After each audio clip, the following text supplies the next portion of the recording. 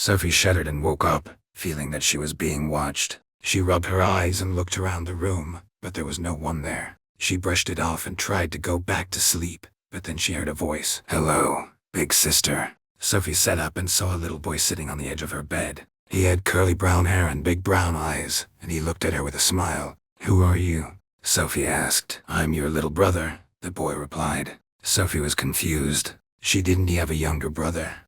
She was the only child in the family. She looked around the room again, but there was no one else there. "What are you talking about?" "I don't have a younger brother," Sophie said. "Yes, you know. I am your little brother. Don't you remember me?" the boy asked. Sophie shook her head. She had never seen this boy before in her life. "I don't remember you. What is your name?" Sophie asked. "My name is Max," the boy said. Sophie tried to get out of bed, but Max put his hand on her shoulder. "Where are you going?" Max asked. "I'm going to call Mom and Dad. They need to see it," Sophie said.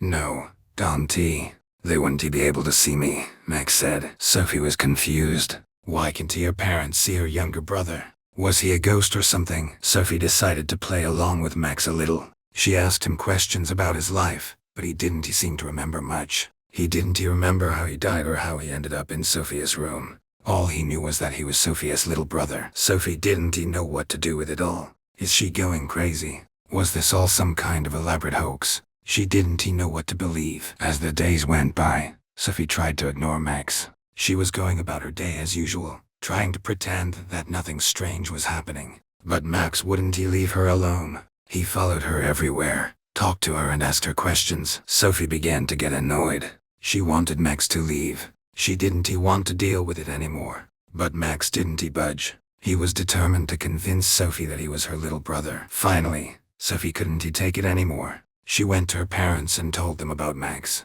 Of course, they looked at her like she was crazy. They had no idea what she was talking about. Sophie didn't know what to do. She felt like she was going crazy. She didn't want to believe in ghosts or the supernatural, but she couldn't explain what was happening to her. Days turned into weeks, and Sophie couldn't shake the feeling that she was being watched. Out of the corner of her eye, she saw shadows and heard whispers in her ear. She was convinced that Max was still with her, even though she couldn't see him anymore. Sophie decided to do some research. She started reading about ghosts and ghosts, trying to find some explanation for what was happening to her. She learned that sometimes ghosts get attached to people and don't let them go until they finish their unfinished business. Sophie realized that maybe Max was trying to tell her something. Maybe he needed her help to move into the afterlife. Sophie went back to her room and called Max. She told him she was ready to help him, but he needed to tell her what he wanted. She waited in silence for a moment, and then she heard his voice. "I need you to find my body. I am buried in the backyard,"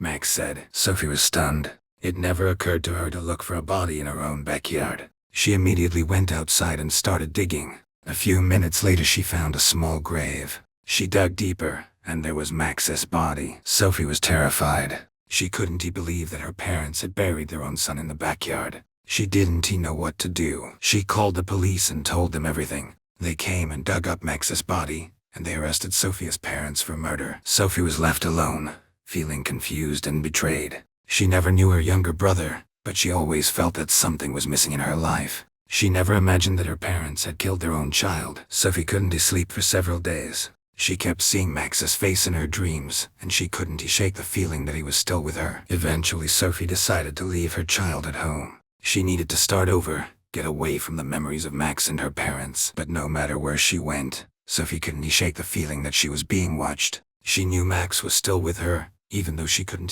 see him anymore. Sophia's life was forever changed by a strange boy who posed as her younger brother. She learned that sometimes the truth can be stranger than fiction.